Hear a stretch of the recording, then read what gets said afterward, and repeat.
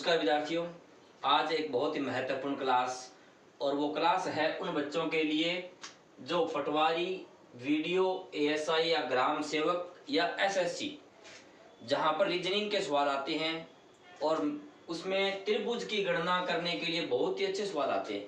आपसे पूछा जाता है कि त्रिभुज कितने हैं, एक आकृति बनाएंगे और उसमें आपसे त्रिभुज पूछेंगे।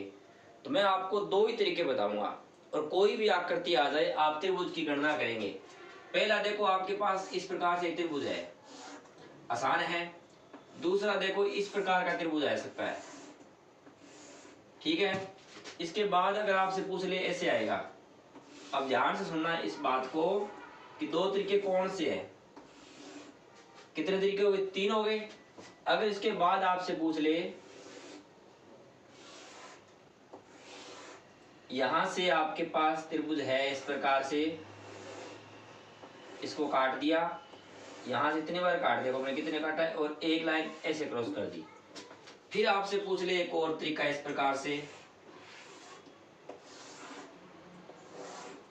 ये त्रिभुज बनते जा रहे हैं देखो, और एक लाइन यहां क्रॉस कर दी, एक लाइन यहां क्रॉस कर दी, ज्यादा भी कर सकता है। इसके बाद आपसे पूछ सकता है, एक सबसे अलग तरीका बता रहा हूं, ये त्रिभुज है, यहां से क्रॉस किया मैंने इसको, इसके बाद एक लाइन और काट देता हूं इस प्रकार से, ये लो, ताकि त्रिभुज ज्यादा हो जाएंगे। काट दिए। अब मैंने एक लाइन यहां से काटी, यहां से लेके यहां तक, फिर एक लाइन यहां से लेके यहां तक काट दी। इस प्रकार आपसे पूछ ले कि कितने त्रिभुज है, तो आप जब काउंटिंग करोगे, गणना करने बैठोगे, तो त्रिभुज आगे पीछे हो जाएंगे क्योंकि नंबर नहीं लग सकते। अब ध्यान सुनना, इसमें आपके पास सामने दिख रहा है कि एक ही त्रिभुज है, कोई दिक्कत नहीं है। तो आपके पास त्रिभुज कितने हैं, एक ही है। तो यहाँ देखो कितने हैं, मैं सीधा बताता हूँ कितना है, एक दो दिख रहे हैं, जबकि एक ये पूरा भी है, तीन है। तो देखो ऐसे एक नंबर लगाओ इनके, और ये दो। अब इन दोनों को जोड़ दो, एक और दो कितने हुए, तीन। इसमें तीन त्रिभुज है। अब यहाँ देखो, एक दो तीन चार, अब इन सबको जोड़ो, प्लस लगाओ बीच में, चार और तीन सात, सात और दो नौ, नौ और एक 10, इसमें 10 त्रिभुज है। यहां जोड़ो कितने आएंगे, देखो एक दो तीन चार पांच छह, छह तो त्रिभुज हो गए।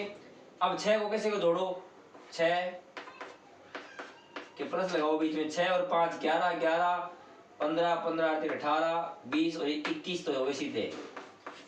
अब बताओ 21 तो यहाँ हो गए, जबकि एक लाइन बीच में क्रॉस कर रही है, तो ऊपर भी है। तो आप एक काम करो, इन लाइनों को गिनो कितनी है, एक लाइन ये क्रॉस करती है, एक लाइन ये क्रॉस करती है, दो लाइन, इसको दो से मल्टीप्लाई कर दो, 21 दुआ, इसमें 42 त्रिभुज यानी 42 त्रिभुज है। अब यहाँ देखो कितनी है, 1 2 3 4, 4 है, जोड़ दो इसको, 4 और 3 7, 7 और 2 9, 9 एक है 10 तो सीधे हो गए। अब देखो ये लाइन कितनी क्रॉस कर रही है, 1 2 और 3, इसको 3 से मल्टीप्लाई करो, 10 तिया 30, इस आकृति में 30 त्रिभुज है। अब यहां देखो 1 2 3 4 5 6, इनको जोड़ो, प्लस प्लस प्लस प्लस और प्लस करो, 5 और 6 11, 11 और 4 15, 15 और 3 18, 18 20, 20 एक 21 तो हो गई सीधे यहां तक। अब ऊपर एक लाइन देखो क्रॉस कर रही है, 1 2 और 3, ये जोड़ो कितने हो गए, 3 और 2 5, 5 और 1 6, ये लाइन यहां भी क्रॉस करी, देखो 1 2 और 3, 3 है 2 5, 5 और 1 6, यानी 6 और 6 12, 12 और 21 जोड़ने अपने को, 12 और 21 जोड़ने कितने आएंगे, 33। अगर और भी लाइन क्रॉस कर दे तो उसको भी जोड़ देना। इस प्रकार कोई भी आकृति आ जाए, आपको त्रिभुजों की गणना करना बहुत ही आसान हो जाएगा। आप किसी भी सवाल में त्रिभुजों की संख्या बता सकते हो कि कितने हैं। अगर मान लो इसमें इस प्रकार संख्या बढ़ा दे, देखो जोड़ दो कितने आएंगे, 1 2 3 4 5 6, 6 सीधे हो गए।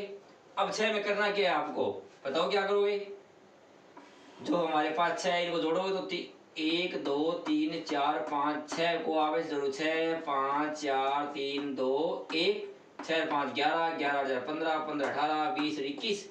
अब तो बताऊंगा सूत्र आपको। देखो इसका कितना उत्तर है 10, क्योंकि 1 2 3 4 कट है इसमें। सूत्र क्या है, n गुणा n प्लस 1 बटे में 2, कोई भी आकृति है। देखो इसमें यहाँ तक n गुणा n, n है हमारे पास संख्या 1 2 3 4, लगाओ 4। इसके बाद n गुणा n प्लस 1 है, 4 प्लस में 1 बटे में 2, 4 का 4, 4 और 1 5 बटे में 2, 4 5 20, 20 के डिवाइड किया किससे 2 से, कितना आया 10, ये 10 वापिस आ गया। अगर ये वीडियो आपको अच्छी लगी तो आप उन बच्चों तक जरूर पहुंचाएं जो पटवार वीडियो ASI ग्राम सेवक की तैयारी कर रहे हैं। इससे आसान तरीका त्रिभुज काउंट करने का आपको कहीं नहीं मिलेगा। धन्यवाद।